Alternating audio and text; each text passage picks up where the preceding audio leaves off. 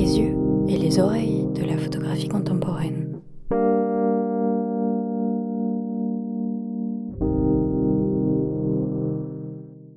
Je viens de Macédoine. Je suis arrivé en France, en tant qu'adolescent pour me former aux arts du cirque et avant, commencer le cirque, j'étais déjà initié un peu à la photographie. En Macédoine, j'avais un voisin qui avait un labo photo dans lequel je commençais à travailler un peu pour apprendre, la photographie et puis par la suite, j'étais arrivé en France pour faire, mes études de cirque et quelques années plus tard, j'ai découvert, le frénois.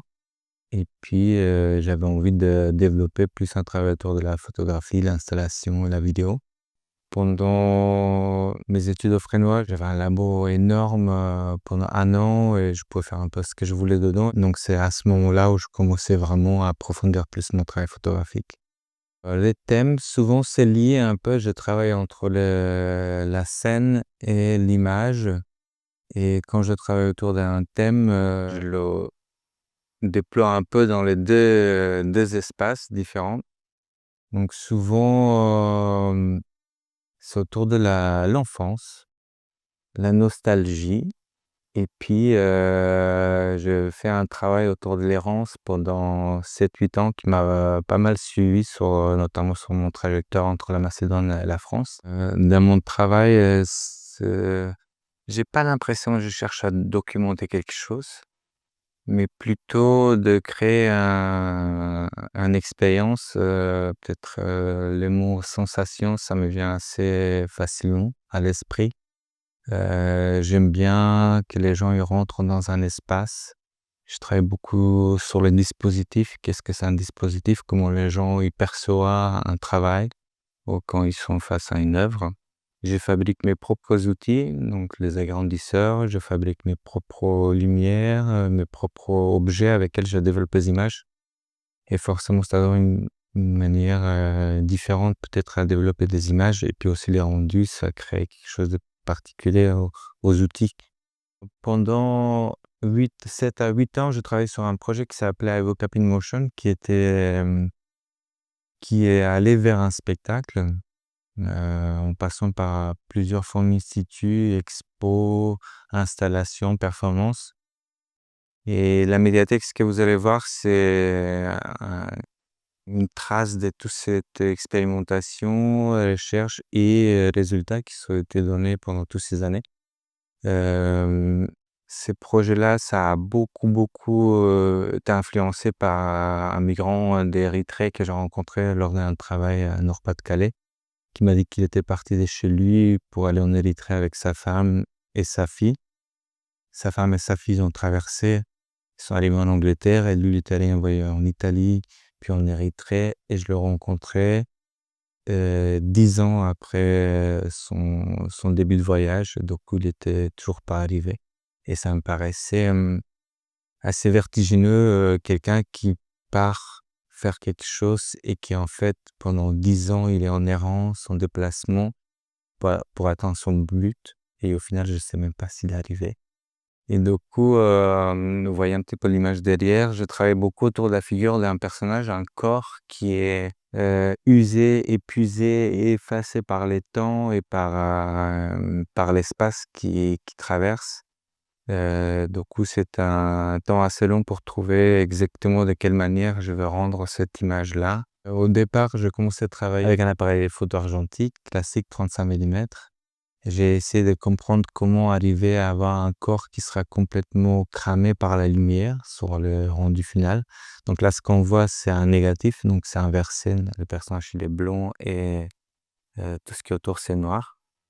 Et pour arriver à cette image-là, j'avais disposé à peu près 50 mètres à des bancs de film sur lesquels j'ai fait un photogramme avec mon corps et puis je l'ai développé en laboratoire.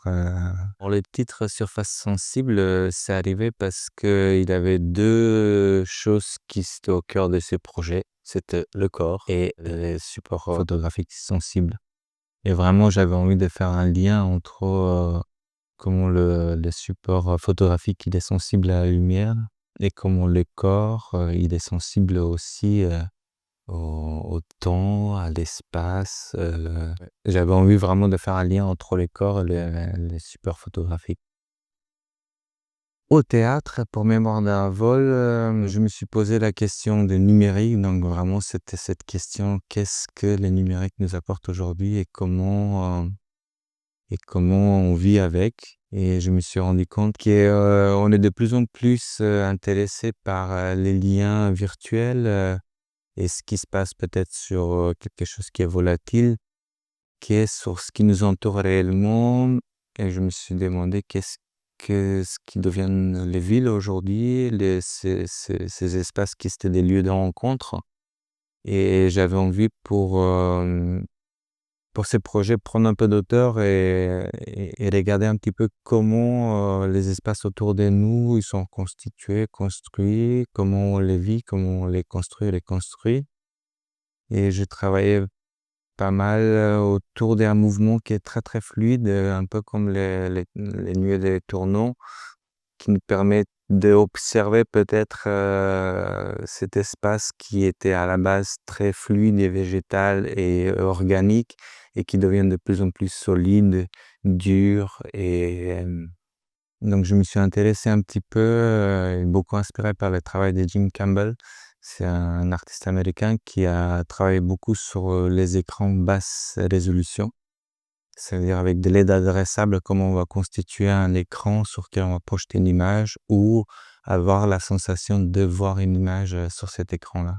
Pour la performance, la mémoire d'un vol, on est dans le laboratoire ensemble. Cette fois-ci, on sera plus de 120 personnes dans un espace presque complètement dans le noir. Alors, les procédés techniques, peut-être je commence par ça. C'est un bac qui accueille une image ou un papier photosensible en couleur qui est recouvert par un tissu qui me permet de laisser passer la lumière qui vient direct du plafond. Il y a 1080 LED qui sont adressables. Ça veut dire que chaque LED, c'est comme un pixel. C'est 30 par 36 pixels. Chaque pixel, il réagit en fonction de l'image que je vais envoyer. J'ai filmé des nuées des oiseaux que je voulais passer en négatif. Et du coup, au lieu d'avoir des points noirs, c'est des points blancs qui bougent dans l'espace. Et ensuite, à l'intérieur, il y a 9 agrandisseurs qui sont pas des agrandisseurs classiques, mais des agrandisseurs que je conçus pour ça. Donc, chacun, il y a une image et à chaque fois, quand on passe devant ces agrandisseurs avec les mouvements des nuées, ça permet d'allumer les agrandisseurs pour pouvoir arriver jusqu'à l'image. Donc, les mouvements des petites LED qui seront là, ils vont donner une teinte à l'image et tous les agrandisseurs, ils vont projeter une image qui vont créer un puzzle d'images au sol.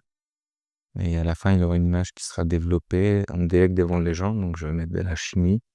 Pendant la performance, je suis accompagné par 2 musiciens qui vont jouer avec moi et moi, je fais toute une partie un peu chorégraphique dans ce travail-là. J'aurais pu développer l'image sans les corps dedans, mais ce qui était intéressant, c'est que je me suis dit, en fait, c'est nous qu'on subit ces espaces, qu'on les construit de cette manière-là.